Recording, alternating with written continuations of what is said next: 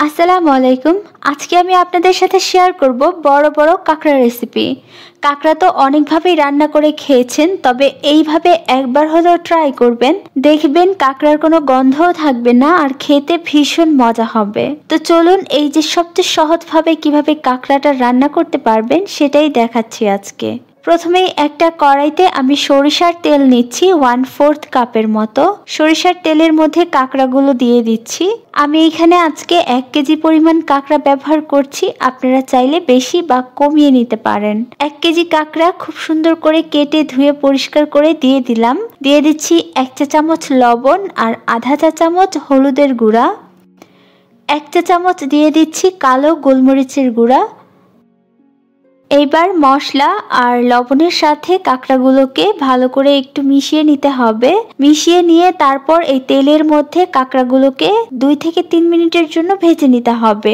একটু উল্টিয়ে পাল্টিয়ে ভাজবেন, এতে করে উপরের আর নিচের গুলো সবগুলোই একসাথে ভাজা হয়ে যাবে। তো যখন কাঁকড়াগুলো ভাজা হয়ে যাবে তখন দেখবেন এই যে কাঁকড়ার কালার কিন্তু চেঞ্জ হয়ে গেছে। এগুলোকে এই পর্যায়ে একটা ছাঁকনি দিয়ে উঠিয়ে নিচ্ছি।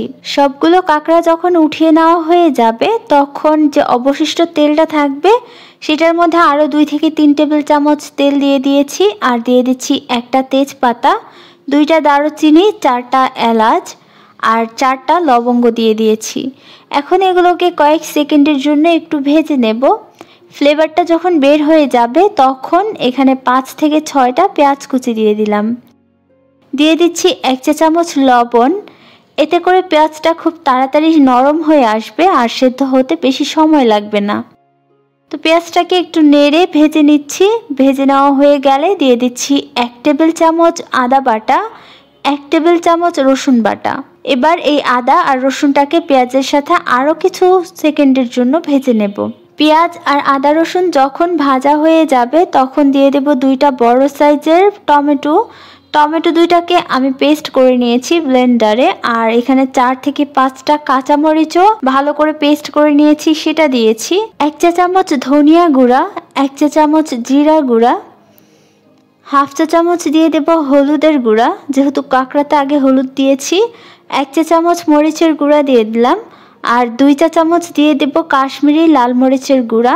এটা ঝাল হবে না, এটা শুধুমাত্র কালারের জন্য দিয়েছি। এটা চাইলে আপনারা স্কিপ করতে পারেন।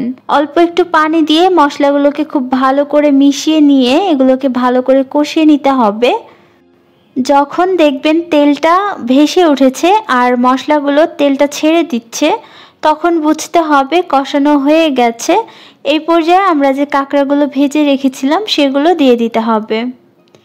কাঁকড়াগুলো দিয়ে দেওয়া হয়ে গেলে এগুলোকে একটু মিশিয়ে নিতে হবে যাতে কাঁকড়ার মধ্যে সবগুলো মশলা প্রবেশ করে, সেটা দেখতে হবে। আর এইভাবেই আমি 2 থেকে 3 মিনিট এই মশলার মধ্যে কাঁকড়াগুলোকে নেড়ে চেড়ে একটু কষিয়ে নেব। এতে করে কাঁকড়াগুলো মশলার সাথে একটু ভাজা হবে আর খেতে ভালো লাগবে। 2-3 মিনিট পর আমি দিয়ে দিচ্ছি 1 কাপের মতো পানি। এর মধ্যে বেশি পানি দেওয়া যাবে না, কাঁকড়া সেদ্ধ হতে কিন্তু সময় বেশি লাগে না। এই পর্যায়ে ঢাকনা দিয়ে ঢেকে 5 থেকে 6 মিনিটের জন্য রান্না করছি।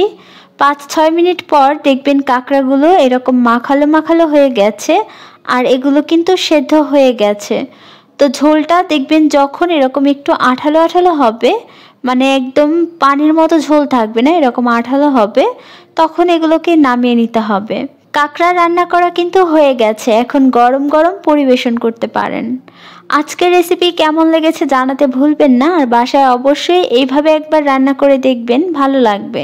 আজকে এখানেই বিদায় নিচ্ছি। সবাই ভালো থাকুন, সুস্থ থাকুন। আল্লাহ হাফেজ।